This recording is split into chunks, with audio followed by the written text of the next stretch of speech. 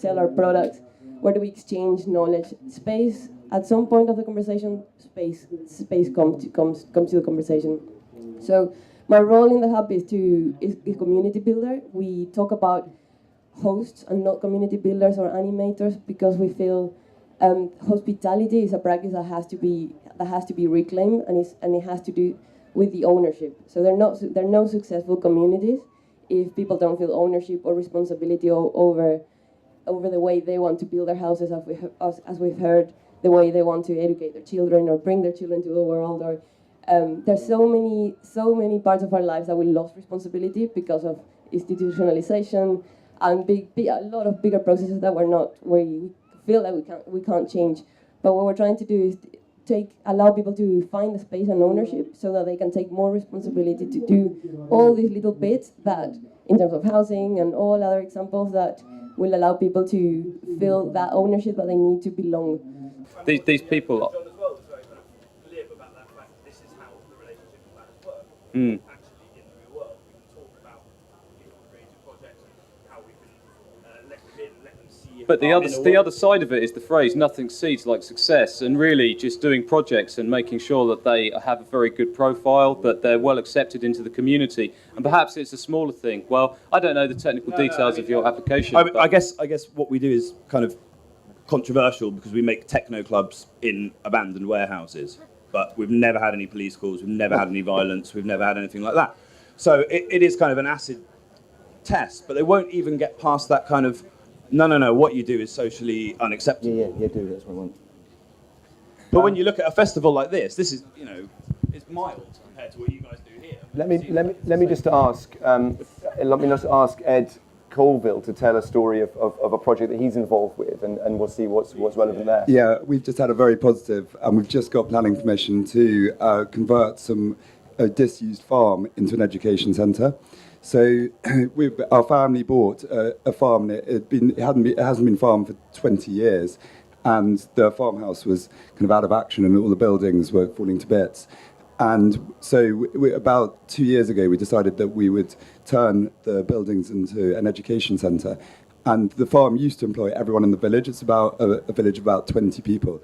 And now everyone commutes to work. There's no post office, and the pub closed down. So we thought that if we could create a village hall, and we're not going to be able to run a pub or post office because there's just not enough business. But if we can create community space, then we'll be able to, once again, create a kind of community within the village. So we told the planners this, and they were very supportive. And luckily, our ward councillor was the county councillor for commercial and economic development. So he made his first appearance ever at a planning committee and spoke in our support, because they could see the real value of creating, using buildings to once again create a viable business. But what I would say is that we also slightly sneakily, this is the thin end of the wedge, because it's a rural area, traffic is a big problem.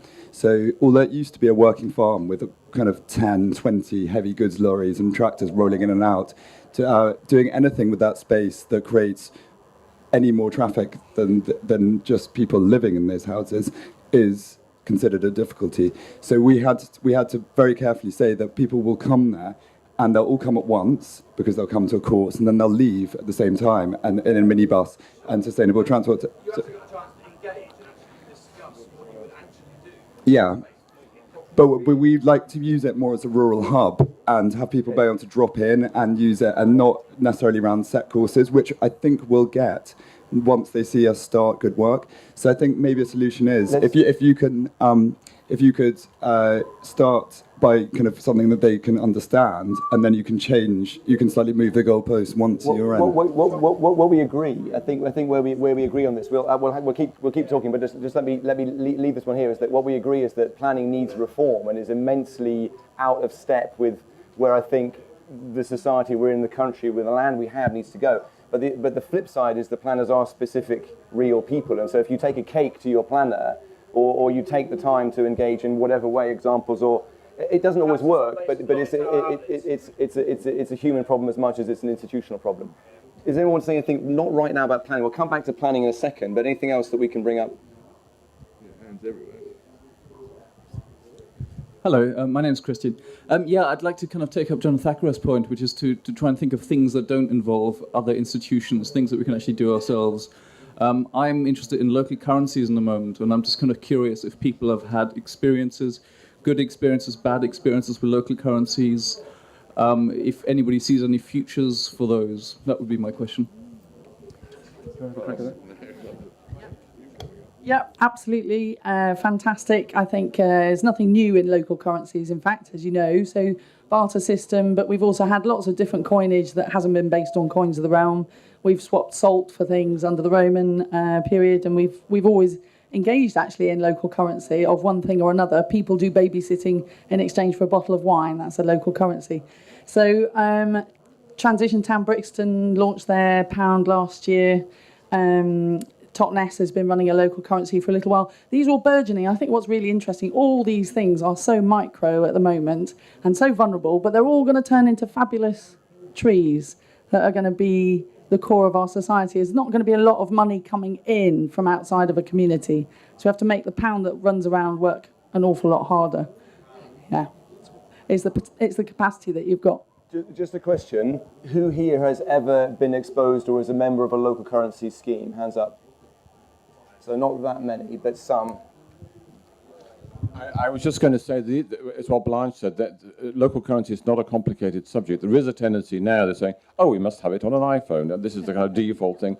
There are 4,000 or 5,000 local new ones in Europe at the moment, on top of the ones that, as Blanche said, have existed for 50, 60 years. Russia, Argentina, Cuba, they've all had, during their own crises, perfectly functional things. We don't have to invent very much, but the cardinal rule is not to overcomplicate it. And there's a very good book called Local Money, just come out by Peter North, which documents all the different models that you can use, but don't make it too complicated. So,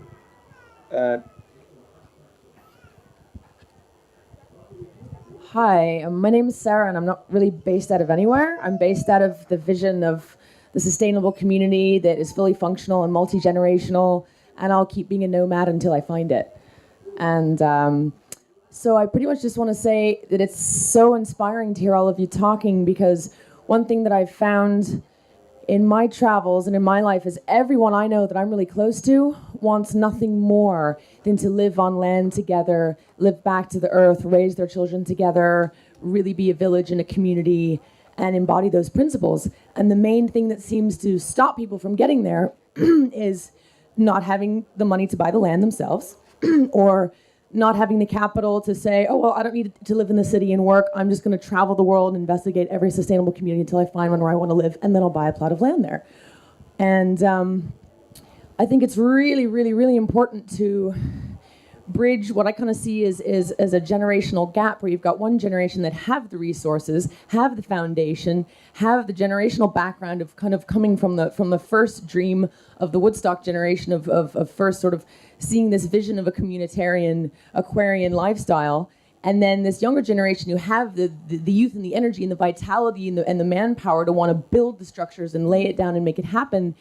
And I don't know how to say it, but if there was some way to connect us more together, I know I can speak on behalf of my demographic, of my generation, that there are thousands of us who would line up to be a part of anything that you guys have in mind.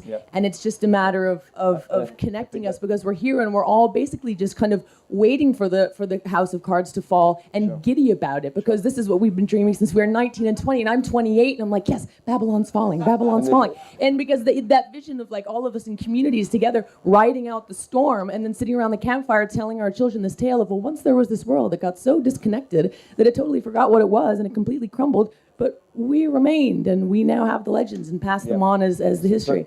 So that's my rant. What's great is that John de Ramsey has helped to create and has facilitated the meeting of the generations, and not only that, wanted to keep moving forward. So, and it's really inspiring. This lady first in the blue, and then we'll come to you. Yeah. Hi, my name is Christina, and unfortunately a little bit nomadic, but I spend most of my time working in a school in Crawley, and so I'm great that you've just said that, because I think one of the things I notice, a lot of it is about perception. You had an awful journey here with a horrible bus driver, but the thing you remember is the person that picked you up. And that most of it starts with, literally, I'm sounding a little bit airy-fairy here, just the way you look at the world in the first place. And I work in a large school. There's 1,800 students in my school, and they are so keen and wonderful, and it's a vibrant community. And then you all talked about using what's already there. But then when I talk to my friends who aren't teachers, because teachers are generally quite boring, sorry if you're a teacher and you're not, they're terrified of children. They won't. Crawley is where I work, and it's got some character. And when I was out once with a friend, I said, oh, I need to find this place. And I went and asked a few kids standing on the street corner. She went, oh my God, you're talking to those young people. And the thing is, she just doesn't have any experience of working. When you said about generations, I'm talking 11 years old. I've got like this eco-greeny kids that are like, what, miss, what can we do? And then it's horrible, because by the time they get to 18, which is one of the heads of sixth form is my role there, by the time they get to 18, they're just so pissed off.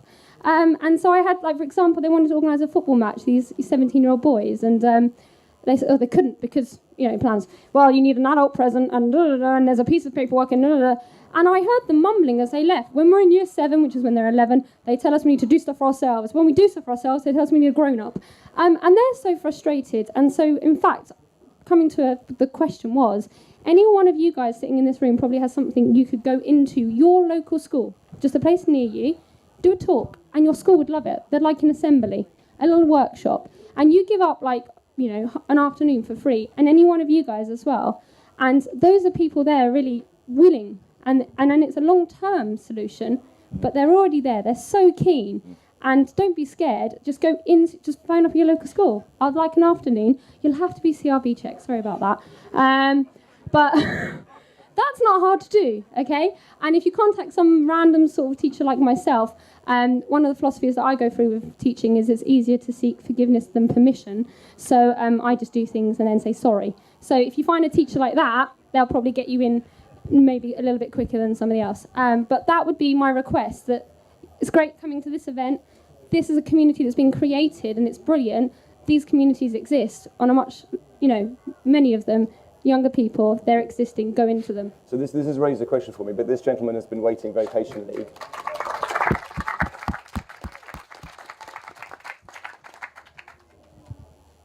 Hi everyone. I don't really, it's been here and now, just me being here all these minutes observing, have risen many different questions to what's happening here and trying to figure it out myself. And it seems to be lots of different minute details of life being picked up and being brought to light, which is in a way irrelevant because some might know what planners is in the situation. I've just arrived and the other talks about different thing.